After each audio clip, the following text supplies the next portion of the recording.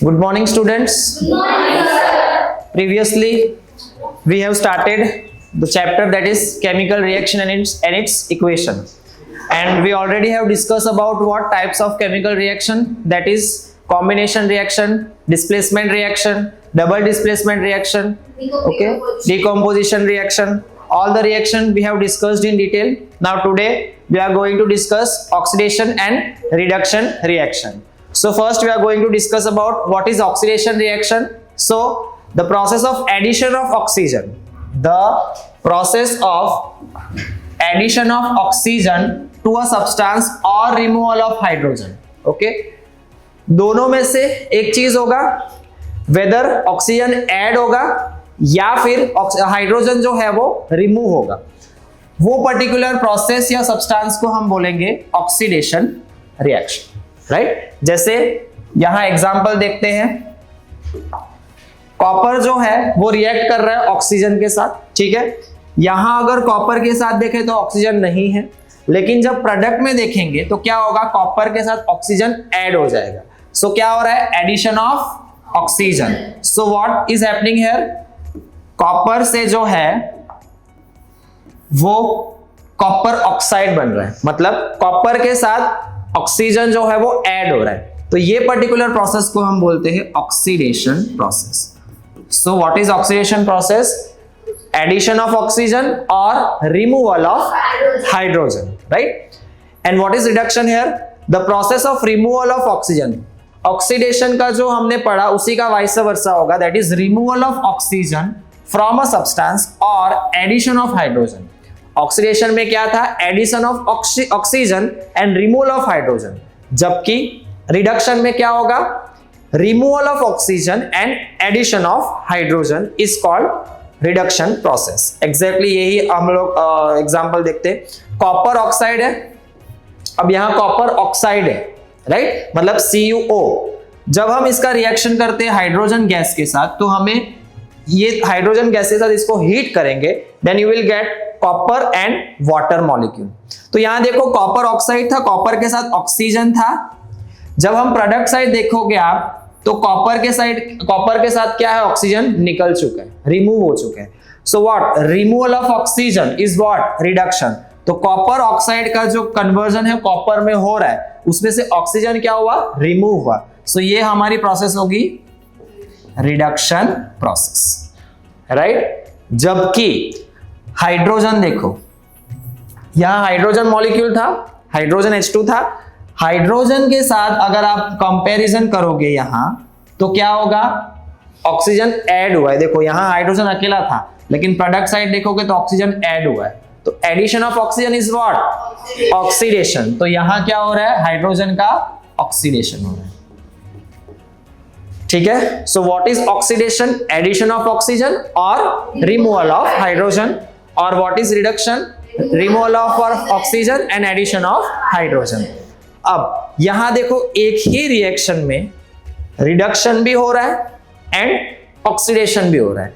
तो when reduction and oxidation occurs simultaneously, दोनों एक साथ हो रहा हो, तो वो पर्टिकुलर रिएक्शन को हम बोलते हैं रेडॉक्स रिएक्शन। अभी रेडॉक्स रिएक्शन क्या होती है, the reaction in which oxidation and reduction takes place simultaneously is called redox reaction, ठीक है। जैसे यहां देखो हमने आगे एग्जांपल लिया था, कॉपर ऑक्साइड है, उसका रिएक्शन होके क्या मिल रहा है, कॉपर मिल रहा है ना। तो यहां क्या हो रहा है, removal of oxygen, oxygen remove हो रहा है, इसीलिए ये क्या हो गया, रिडक्शन, राइट। और यहां H2 गैस का बन रहा है वाटर मॉलिक्यूल, मतलब यहां ऑक्सीजन ऐड हो रहा है, right. So addition of oxygen is here. So यहां क्या हो रहा है, ऑक्सीडेशन। तो रिडक्शन एंड ऑक्सीडेशन दोनों साथ में हो रहे हैं, साइमल्टेनियसली हो रहे हैं। तो ये पर्टिकुलर रिएक्शन को हम बोलते हैं redox reaction, right. Same example, another example is there, Fe3O4 है, उसका कन्वर्जन हो रहा है आयरन में, मतलब यहां से ऑक्सीजन क्या हो गया, रिमूव हो गया। तो removal of oxygen is what, reduction. And addition of oxygen, मतलब यहां हाइड्रोजन मॉलिक्यूल था, ठीक है, H2 गैस थी, उसमें ऑक्सीजन क्या हो रहा है, ऐड हो रहा है। सो यहां एडिशन ऑफ ऑक्सीजन हो रहा है, so that is why this reaction is oxidation reaction. So यहां रिडक्शन एंड ऑक्सीडेशन दोनों साथ में साइमल्टेनियसली हो रहा है, तो ये रिएक्शन को हम बोलते हैं रेडॉक्स रिएक्शन, ठीक है, okay. Now another reaction is exothermic reaction. Now what is exothermic reaction?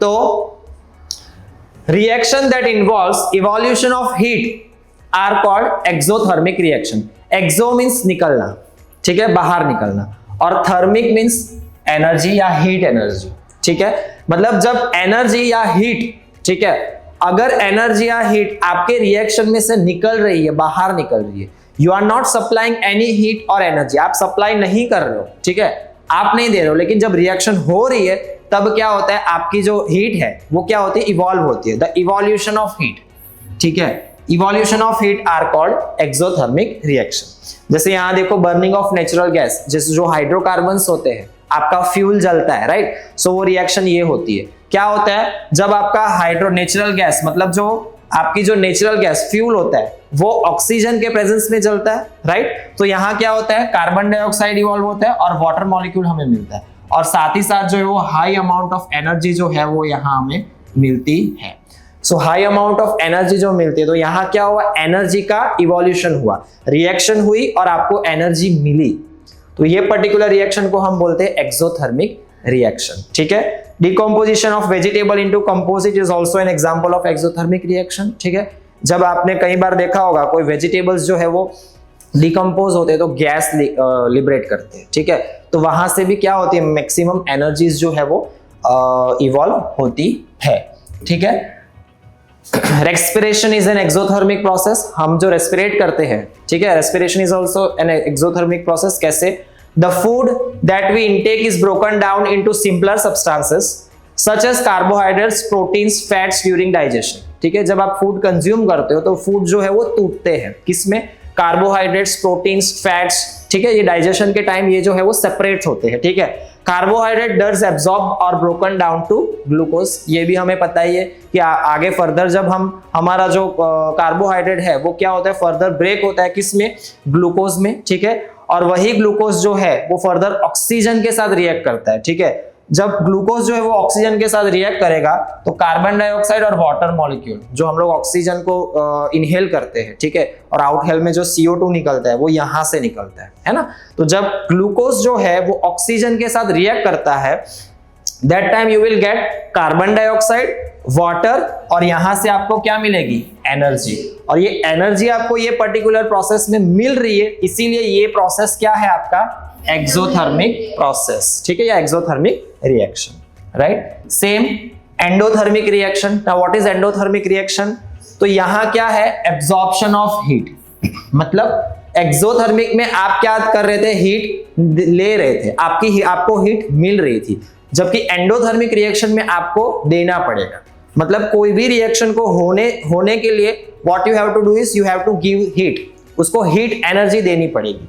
Reaction which occur by the absorption of heat, मतलब कोई भी रिएक्शन तब भी होगी जब आप उसको क्या करोगे, उसको हीट दोगे, आर कॉल्ड एंडोथर्मिक रिएक्शन। जैसे फेरस सल्फेट का एग्जांपल लेते, जब भी फेरस सल्फेट को आप हीट करते हो तब वो ब्रेक होता है फेरिक ऑक्साइड में, ठीक है, फेरिक ऑक्साइड में, सल्फर डाइऑक्साइड में और सल्फर ट्राइऑक्साइड में, ठीक है। मतलब कहने का मतलब क्या है, जब भी आप उसको हीट करोगे, जैसे हम लोग ने डीकंपोजिशन रिएक्शन देखा था, डीकंपोजिशन रिएक्शन में हमें क्या करना पड़ता है, we have to supply heat, उसको हीट देनी पड़ती है, तो जब आप हीट दोगे तब ये पर्टिकुलर मॉलिक्यूल जो है वो ब्रेक डाउन करेगा और आपको जो है वो नंबर ऑफ मॉलिक्यूल्स जो है वो देगा, जैसे फेरस ऑक्साइड, सल्फर डाइऑक्साइड और sulphur trioxide. Exactly same example है लाइमस्टोन का, CaCO3, ठीक है। यहाँ जो लाइमस्टोन है ये आगे ही हम लोग ने देखा था, this is what kind of reaction is this is decomposition reaction. Decomposition reaction है ना, ये मॉलिक्यूल क्या हो रहा है, ब्रेक हो रहा है और आपको क्या दे रहा है,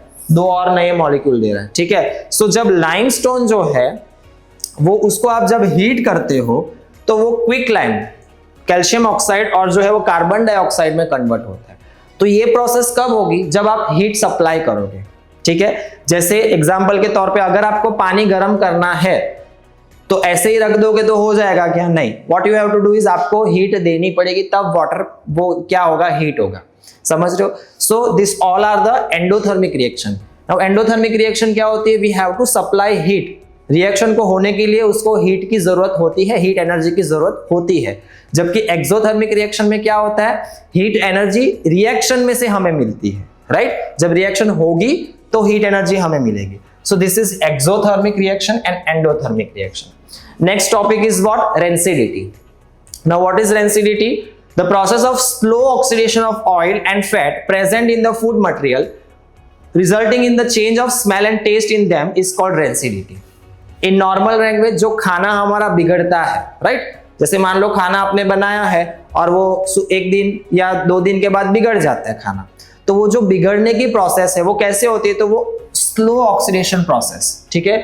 आपके जो खाने में फूड में ऑयल और फैट्स है, राइट, वो रिएक्ट करते हैं किसके साथ? ऑक्सीजन के साथ, और उसका ऑक्सीडेशन होता है, ऑक्सीडेशन प्रोसेस होता है, और वही ऑक्सीडेशन प्रोसेस की वजह से जो है वो आपका खाना रेंसिड होता है, मतलब बिगड़ता है, राइट? और वो जो है वो खाने मतलब जो खाना जब बिगड़ता है तो सिंपल सी बात है, उसका टेस्ट और स्मेल दोनों चेंज हो जाती है, और वही पर्टिकुलर प्रोसेस को हम बोलते हैं रेंसिडिटी, ठीक है? सो रेंसिडिटी क्यों होती है? तो जो आपके ऑक्सीजन है, ऑक्सीजन के साथ जो है वो फैट एंड आपका जो ऑयल है वो रिएक्ट करता है, ऑक्सीडेशन प्रोसेस करता है, उसी की वजह से ये जो खाना है वो बिगड़ता है. अब अगर मान लो हमें पता है कि ऑयल्स एंड फैट के साथ जो है वो ऑक्सीजन रिएक्ट करता है, राइट? तो उसको प्रिवेंट कैसे करें? तो इसको कैसे प्रिवेंट करेंगे? तो by keeping food material in airtight container. Oxygen का कांटेक्ट ही मिटा दो, है ना? एयरटाइट कंटेनर में उसको बंद कर दो, तो ऑक्सीजन जो है वो अंदर जा ही नहीं पाएगा, तो उसके साथ रिएक्ट ही कैसे करेगा? समझ रहे हो? सो यहाँ सबसे पहला पॉइंट क्या है? ऑक्सीजन आपका जो फूड है उसको एयरटाइट कंटेनर में लॉक कर दो, बंद कर दो, ठीक है? Number 2 is what? Refrigeration of cooked food at a low temperature, है ना? कई बार हम ये चीज करते भी है, अगर खाना को बचाना है, मतलब मान लो 1-2 दिन चलाना है, तो हम क्या करते हैं? रेफ्रिजरेटर में रख देते हैं. क्यों? क्योंकि वहां क्या करेंगे हम, वो खाना जो है वो कूल डाउन हो जाएगा, अंदर के माइक्रो ऑर्गेनिजम्स जो है वो इनएक्टिव हो जाएंगे, समझ रहे हो? और वो रिएक्शन देना बंद, मतलब जो रिएक्शन हो रहा है वो स्लो डाउन हो जाएगा, और इसी की वजह से आपका जो खाना है वो थोड़ा लंबा समय तक टिक सकता है. Packing of food item like potato chips in packet containing nitrogen gas instead of air, it prevent oil and fat from reacting with air, ठीक है? जनरली हमने देखा होगा चिप्स के पैकेट में गैस भरी होती है ना?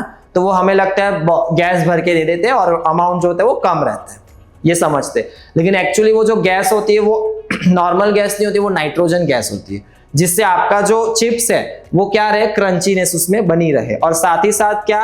तो वो जो चिप्स में जो ऑयल है और जो फैट है उसका जो रिएक्शन है वो जो है वो नाइट्रोजन गैस क्या करता है? रोकता है, ऑक्सीजन के साथ उसका कांटेक्ट जो है वो रोक देगा, क्योंकि अंदर नाइट्रोजन गैस भरी हुई है ना? अगर ऑक्सीजन भरी हुई होती तो हो जाता फिर, है ना? आपका खाना जो है वो बिगड़ सकता है. So this is the example, nitrogen gas जो है वो अंदर फिल करते हैं. Avoid keeping the cooked food and food material in direct contact with air. जो हम लोग को पता है, हमें खाना जो है वो प्रॉपर ढक के रखना चाहिए, अगर एयर के कांटेक्ट में रखोगे तो वो उतना ही जल्दी बिगड़ेगा. बाय एडिंग एंटीऑक्सीडेंट्स मतलब जो ऑक्सीजन के कांटेक्ट को रोके, एग्जांपल है BHA, that is butylated hydroxide anisole, ठीक है? मतलब जनरली इसे हम प्रिजर्वेटिव्स बोलते हैं, खाने को जो टिकाते हैं, राइट? जो खाने को लंबे समय तक टिकाते हैं उसे हम प्रिजर्वेटिव्स बोलते हैं, जो खाने को लंबे समय तक टिकाते हैं. जनरली जो आप बाहर का जो शॉप्स है, ठीक है, मतलब आउटसाइड का जो खाना खाते हैं उसमें मैक्सिमम प्रिजर्वेटिव्स जो है वो ऐड होते हैं. क्यों? क्योंकि वो खाना जो है वो लंबे समय तक टिकाना रहता है, ठीक है? तो उसे एंटीऑक्सीडेंट्स भी हम बोल सकते हैं, ठीक है?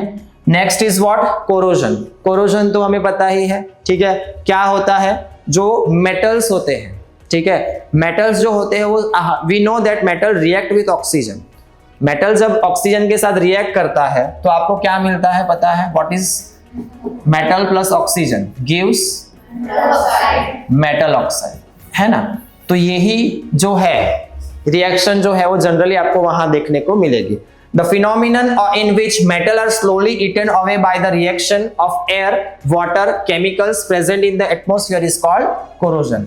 आपका जो मेटल है वो एटमॉस्फेयर में प्रेजेंट मॉइस्चर, एयर, ठीक है, उसी के साथ साथ जो केमिकल्स होते हैं, राइट, वो चीजों से जब रिएक्शन होता है और उसमें जो है वो आपका जो मेटल है वो क्या होता है? धीरे धीरे धीरे, हम नॉर्मल लैंग्वेज में बोले तो कोरोड होता है, कोरोड होते जाता है, ठीक है, जंक लगते जाता है, ठीक है? तो वो पर्टिकुलर प्रोसेस को हम बोलते हैं कोरोजन। वो किसके वजह से होता है?